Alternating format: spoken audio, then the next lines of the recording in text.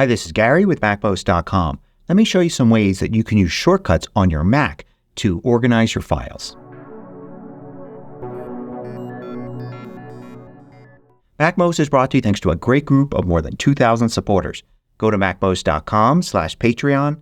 There you could read more about it, join us, and get exclusive content and course discounts. Now, one of the things the Shortcuts app does well is to move files. And you can use Logic to only move some files or to move some files to one location and other files to another location. So whenever I talk about shortcuts, what I want to do is give you some building blocks to be able to build your own shortcuts to do your own things. So these shortcuts here are really just starting points. So let's create a new shortcut in the Shortcuts app here.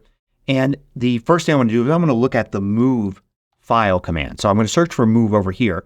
And I can bring move file over, and you can see I can select what file to move. So I can select a specific file and also where it goes. And by default, it's going to go to the shortcuts folder, which is not where we want it to go. Well, we can choose another. So unless we just want to move one specific file, we want to loop through a list of files. So to do loops, we want to use repeat. So I'm going to use repeat with each. So I'm going to bring that over here and repeat with each item in what. So we're going to click on that and say we're going to use the shortcut input. This is going to add the shortcut input block here at the top. We're going to change that by using select all, then deselect all. So it deselects everything and say we just want it to receive files. So it'll receive files, and from what? Well, we can select here and it's going to go to the details section. So we're going to say let's use this as a quick action in the Finder so it could appear there as a service, and we can select some files and then it'll repeat through them, performing an action on each file that's selected. Now we can also click continue here and say ask for and change this to files. So if nothing is actually received, in other words, we run it, say, from the shortcuts menu up here, then it will prompt us for files. It's just another way to use the same shortcut. So now every time it goes through the loop, we want it to do something to files based on either the name or the extension. So let's get the name and extension. So I'm going to look under the actions here and I'm going to search for file details. And the get details of files action, we're going to put that here in the repeat loop. And the detail we want to get is the name of the repeat item. Now we also may want to know the extension. So I'm going to drag this over a second time, but this time the detail we're going to get is the file extension, and we're going to get it from, and select here, clear that out, click again, and then say we want to get it from the repeat item. Now we can use if statements to check the name or file extension and do something with the files. So let's search for if, and here is the if function, and we'll say if, and not file extension. I'm going to control click, two finger click, or right click here and change that to the name. So if the name and the condition, and let's do contains, and let's say the name contains screenshot. And notice here I've got on the desktop, that's a typical screenshot, and it names it with the word screenshot there at the beginning. So we can do contains, we can even say let's do starts with or begins with right here.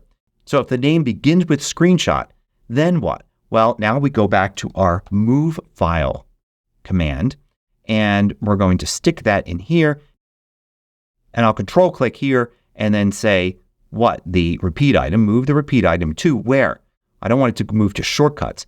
In my documents folder, I've created a folder called screenshots. That's where I want the screenshots to go. So any file as it repeats through the input files with a name that begins with the word screenshot, that item will then be moved to the folder called screenshots. And then we've got otherwise. I'm going to get rid of the otherwise here and just have this as an if statement by itself.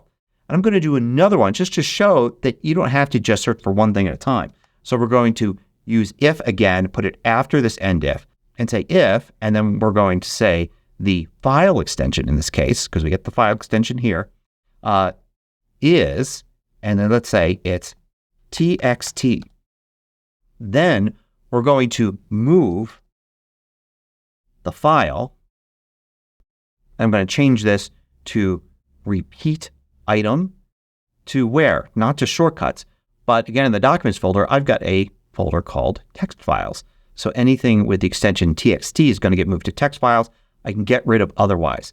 So I'll loop through everything, and if either of these two conditions are met, it's going to move the file to one of these two folders. You can, of course, continue to add more to make it more useful. You can have 10 or 20 different if statements moving different files to different locations. So the idea here might be that you let your desktop get crowded with stuff as you're working on a project throughout the day, and it's the end of the day and you want to clean everything up. You want things to automatically move to different folders based on their name or file extension or other things. Let's go and name this Move Files Auto.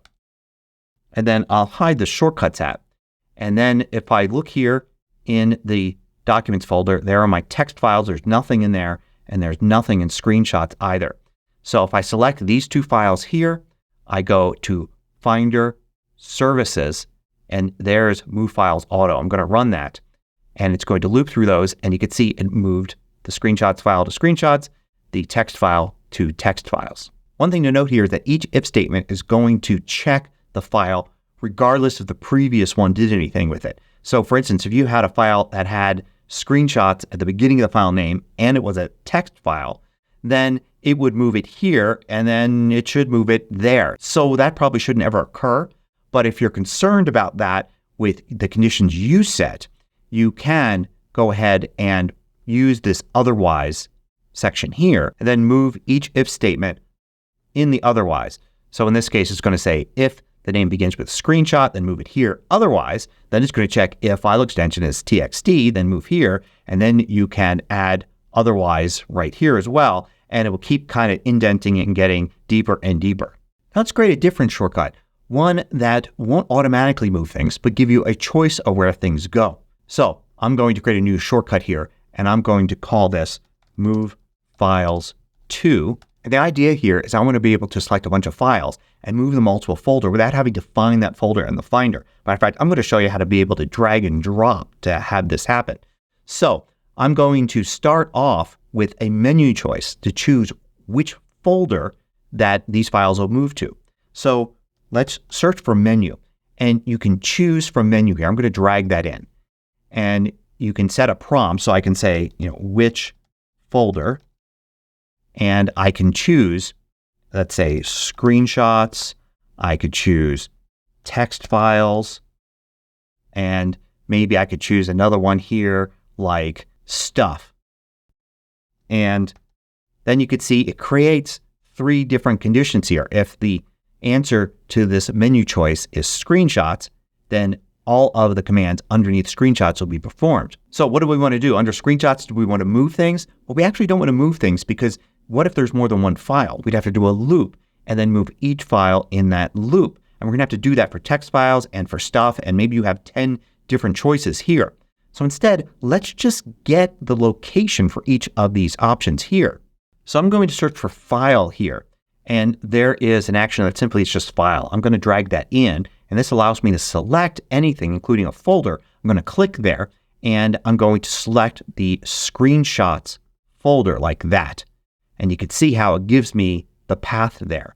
And I'm going to do the same thing for text files here. I'll select the folder named text files. And I'm going to do the same thing for stuff. I'm going to select the folder named stuff. And what choose from menu does is whatever the choice is the output from this entire block.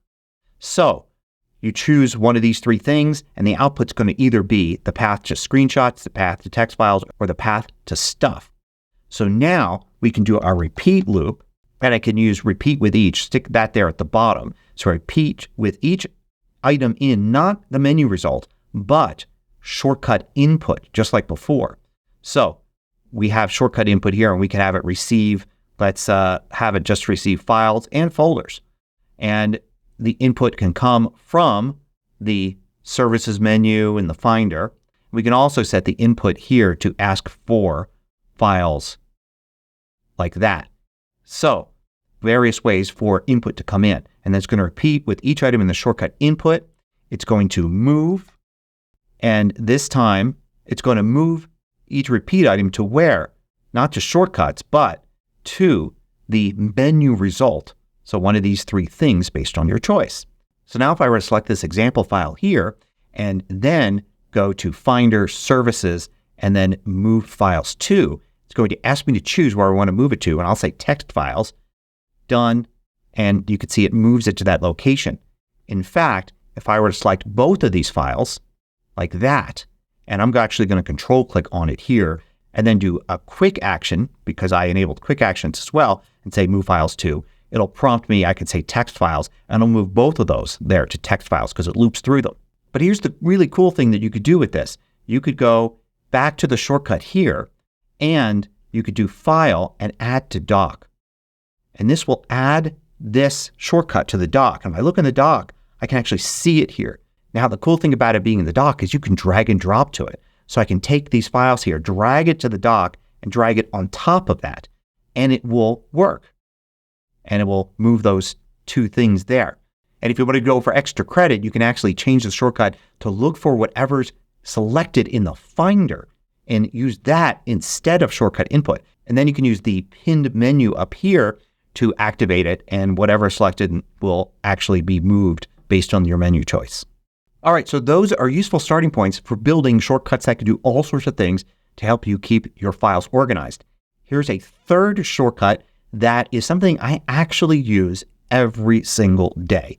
See, sometimes you go to websites and you can download items from the websites and you can actually control click on them and then select where to download the file. But other times websites don't let you do that. You click on something and a script runs and a file downloads. And it goes to your downloads folder or whatever your default location is for downloads, no matter if you want it there or not. I have a shortcut that will take the last item added to the downloads folder and move it to any folder that's chosen. So let's go and create this shortcut here. I'm going to call it Bring Last Download to This Folder.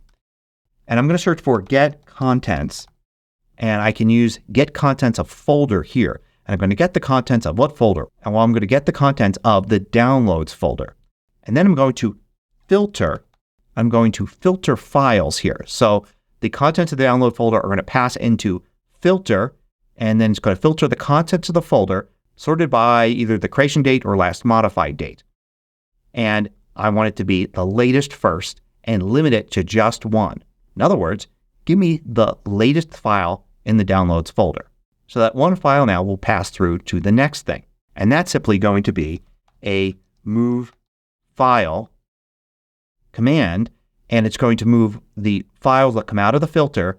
It's going to move them to, I'm going to control click here and choose shortcut input. And the shortcut input is going to be simply a folder. That's all I'm going to allow. And the input is going to come from a quick action in the Finder.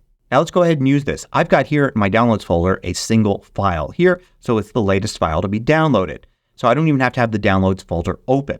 So what I can do is select this folder here. I'm going to control click on it, and then I'm going to go to quick actions, and notice I've got my Bring Latest Download to This Folder shortcut there. And I use it, and you can see it took it from the downloads folder and moved it here. One potential issue with this is I can only use the latest modified date or the latest creation date for this. This is never a problem for me, but if you've got a very crowded downloads folder, you've left a lot of stuff in there, sometimes you download something and it's like an old file that's on that site and the creation date or modified date isn't right now. So you may end up with a different file coming from the downloads folder. This isn't really a problem for me as I keep my downloads folder pretty neat, and the type of files I'm getting are things that are generated on the spot. So when I generate, say, a report on a website, it's always got a creation date and a modified date that are right now. So it's always going to be the latest. And of course, like the other two shortcuts I showed you, these are just starting points for you to build your own shortcuts. I hope you found these useful and learned a little bit about using shortcuts on your Mac. Thanks for watching. If you liked this video, click the thumbs up button below to let me know. I publish new tutorials each weekday. Hit the subscribe button so you don't miss out.